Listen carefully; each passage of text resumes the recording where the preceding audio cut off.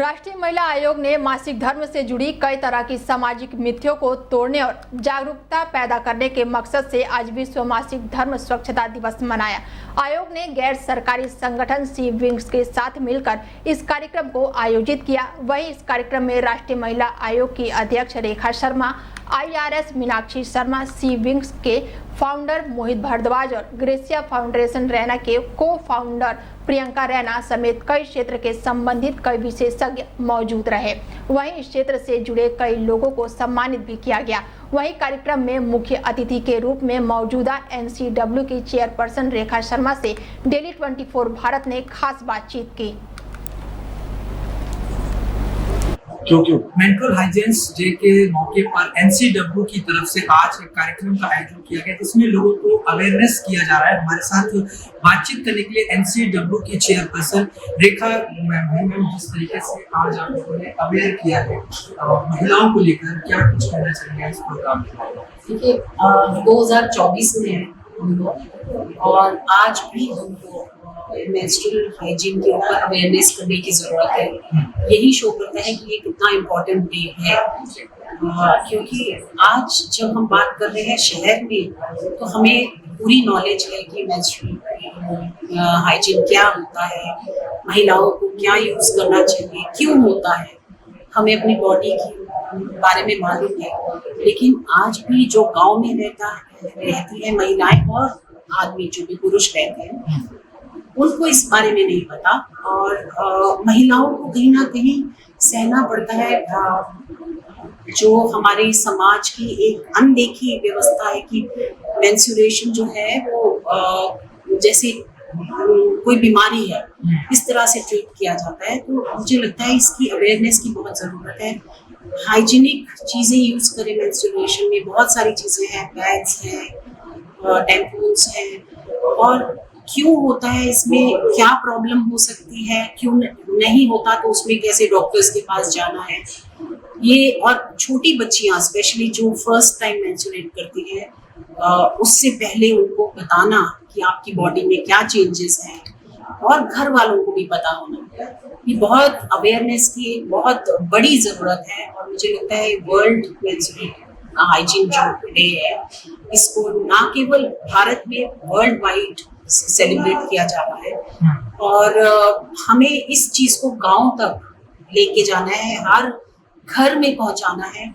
और एक व्यवस्था है जो सरकार भी कर रही है, लेकिन सोशल रिस्पॉन्सिबिलिटी है कि सस्ते और जो अवेलेबल हो सके सबको ऐसे प्रोडक्ट की बनाने की जरूरत है, और उनको बहुत कम रेट में बेचने की जरूरत है, ताकि महिलाएं जिनके पास वो व्यवस्था नहीं है कि वो खरीद सके महंगे प्रोडक्ट्स, वो भी खरीद पाए और अपनी हाइजीन का ध्यान रखें। लेकिन जिस तरीके से हम देखते हैं समाज में जो एक इसको लेकर एक दुर्भावना रहती है, लोग कहते हैं कि अगर इस तरह की कोई प्रॉब्लम्स आती है तो महिलाएं खाना नहीं बना सकती है, मंदिरों में नहीं जा सकती है, तमाम तरह की सामाजिक जो है चैलेंजेस भी रहते हैं महिलाओं के सामने। तो ऐसे में इसको कैसे दूर किया जा सकता है, कैसे इसको लेकर अवेयर किया जा सकता है? पुराने टाइम की व्यवस्थाएं हैं, जब महिलाओं के ऊपर एक तरह से घर का पूरा काम डाल दिया जाता था, तो महिलाओं को फिर वो 3 दिन रेस्ट के मिलते थे या 4 दिन रेस्ट के मिलते थे, और इसीलिए ये व्यवस्था बनाई गई थी। लेकिन आज जहाँ महिला पुरुष दोनों बाहर भी काम करते हैं और घर पे भी काम करना चाहिए, वहां पर मुझे लगता है इस व्यवस्था की कोई जरूरत नहीं है।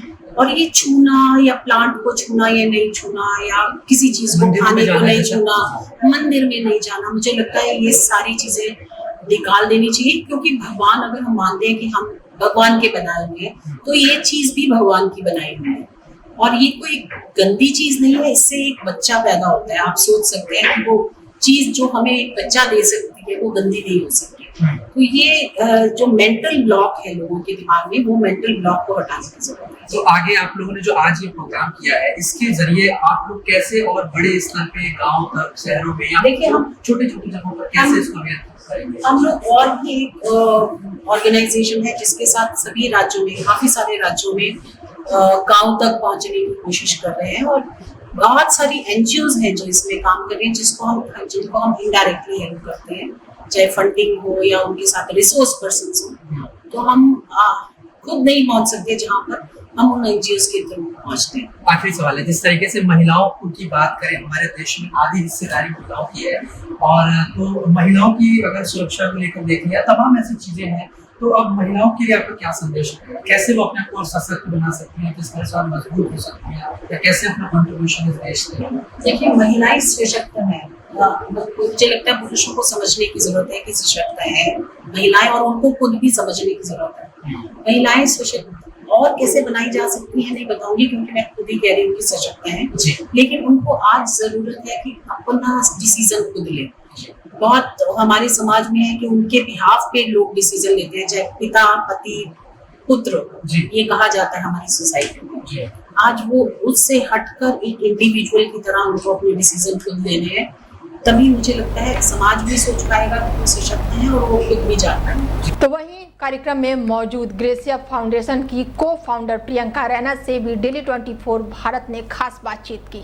NCW की तरफ से आज मेंस्ट्रुअल हाइजीन डे जो है वो मनाया जा रहा है। आपको बताएं कि महिलाओं को किस तरीके से जागरूक करना है, और जो भी महिलाओं को होने वाली जो प्रॉब्लम्स होती हैं मासिक धर्म को लेकर, उसको लेकर आज एक जागरूकता कार्यक्रम जो है NCW की तरफ से चलाया गया है। हमारे साथ बातचीत करने के लिए प्रियंका रैना जी है, जो कि फाउंडर भी है ग्रेसिया की, सबसे और जिस तरीके से काम कर रही है महिलाओं के लिए। सबसे पहले मैं जानना चाहूँगा कि आपका फाउंडेशन कैसे काम कर रहा है, किस तरह से आप लोग महिलाओं के लिए काम कर रहे हैं? फाउंडेशन का नाम है ग्रेसिया रैना फाउंडेशन। उसमें सेवरल प्रोग्राम्स हैं। सबसे पहला जो प्रोग्राम है वो है मैटरनल हेल्थ को लेकर, जिसमें हम लोग मैटरनल हेल्थ पे अवेयरनेस क्रिएट करते हैं। हम जो महिलाएं हैं उनको एजुकेट करते हैं हेल्थ को लेके और अपने वेलबींग को लेके, उसमें उनकी मेंटल हेल्थ है और फिजिकल हेल्थ। उसके अलावा जो एक और प्रोग्राम है वो है एडोलेसेंट हेल्थ को लेकर, जो कि एक स्कूल लेवल का प्रोग्राम है। उसमें हम जो यंग गर्ल्स होते हैं स्कूल में, कॉलेजेस में, उनको हम एजुकेट करते हैं अबाउट उनकी वेलबींग और उनके जो फिजिकल चेंजेस आने वाले हैं, जैसे एडोलेसेंस में उनको एजुकेट करते हैं हेल्थ इश्यूज को लेके, या इमोशनल या फिर फिजिकल वेलबींग या मेंटल वेलबींग उसके साथ कैसे डील कर सकते हैं। जिस तरीके से आज मेंस्ट्रुअल हाइजीन डे जो मनाया जा रहा है, अगर हम देखें तो लोग इसका नाम लेने से पहले हिंदी में लोग बचते हैं, लोग हिचकिचाते भी हैं, कई तरह की समस्याएं हैं महिलाओं को। और अब देखते हैं कि महिलाओं को इस ऐसे टाइम पे मंदिरों में नहीं जाने दिया जाता, खाना बनाने के लिए रोका जाता है, मतलब ये कार्यक्रम ऐसे इस समाज के जो लोगों की सोच है, मेंटलिटी है, तो उसको लेकर आप क्या करें, कैसे इसको बदलना जा सकता है?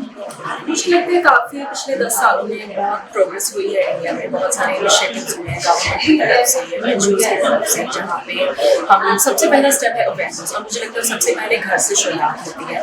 तो आप अपने घर से शुरू कीजिए, अपने बच्चों से, अपनी बेटियों से इसके बारे में खुल के बात कीजिए, क्योंकि उनको ये पता होना चाहिए कि उनके साथ कुछ गलत नहीं है। दिस इज नॉर्मल, सबके साथ होना होता है। और आई थिंक अगर घर से वो एक बैकअप मिलती है, फैमिली की वो सपोर्ट मिलती है, तो आपके बच्चे ऑटोमेटिकली बहुत कॉन्फिडेंट होंगे उस चीज़ के साथ डील करने के लिए।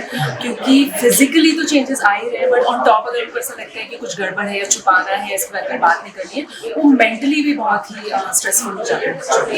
सो सबसे पहला स्टेप अवेयरनेस है। उसके बाद हम बात करते हैं एक्सेसिबिलिटी की। So now we have access to pads हो गए, तो सारे तरीके हैं जिसके थ्रू आप अपना मेंस्ट्रुएशन को बहुत हाइजीनिक तरीके से मैनेज कर सकते हैं। आई थिंक अभी विलेजेस में, स्मॉल टाउन्स में, हर जगह we have menstrual pads available जो वुमेन को एक्सेस मिल रहा है। So that is also very good thing.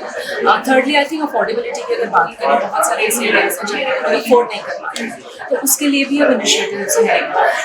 Affordable pads पे लॉन्च हो रहे हैं बहुत सारे ब्रांड्स की तरफ से, बहुत सारे स्टार्टअप्स हैं जो उसमें बहुत अच्छा काम कर रहे हैं। और अभी गवर्नमेंट की तरफ से भी स्कूल लेवल पे, गवर्नमेंट स्कूल्स में भी अफोर्डेबल पैड्स डिस्ट्रीब्यूट किए जाते हैं, ड्राइव्स किए जाते हैं। तो सब पॉसिबिलिटीज़ हैं, बट आई थिंक हमको हर कोई को उसको पहुँचाना है, इसके बारे में बात करना है।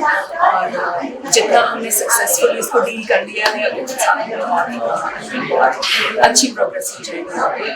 काफ़ी इस सब्जेक्ट को लेकर और ज़्यादा अवेयरनेस क्रिएट। जी, आखिरी सवाल है, जिस तरीके से आपका जो फाउंडेशन है ग्रेसिया रैना फाउंडेशन, आप लोग ग्रेसिया आप लोग महिलाओं के लिए लगातार आप काम कर रहे हैं, एक कहा जाता है महिला सशक्तिकरण की बात होती है, तो सबसे बड़ा उदाहरण आप खुद हैं कि जिस तरह से आप काम कर रहे हैं। तो और जो महिलाएं हैं देश की, उनके लिए क्या आप मैसेज देना चाहिए, कैसे वो अपने आप को सशक्त कर सकते हैं, किस तरह से मजबूत हो सकते हैं, और जो समाज में धारणाएं हैं महिलाओं की वो कैसे दूर हो और वो कैसे अपना मजबूत करें? अगर मुझे ऐसा लगता है सबसे ज्यादा इम्पोर्टेंट जो महिलाओं के लिए है वो फाइनेंशियल इंडिपेंडेंस है। अगर आप फाइनेंशियली इंडिपेंडेंट हो तो आप अपने डिसीजन खुद ले सकते हैं, अपने बच्चों के लिए डिसीजन ले सकते हैं। तो वो फाइनेंशियल इंडिपेंडेंस तभी आएगी जब आप अपने आप को एजुकेट करेंगे। सो एजुकेशन पे फोकस होना बहुत जरूरी है। उसके बाद एजुकेशन वो चूज करें जिसमें आप ग्रो कर सकते हैं, आगे जाके पैरों पे खड़े हो सकते हैं। और आप एक बार इंडिपेंडेंट हो जाएंगे तब आप खुद रोकने वाले नहीं है। तो बहुत जरूरी है आप उस फ्यूचर की तरफ देखें जहाँ आप इंडिपेंडेंट हैं, आप अपने डिसीजन खुद ले पा रहे हैं, अपनी हेल्थ पे, अपनी वेलबींग पे, अपने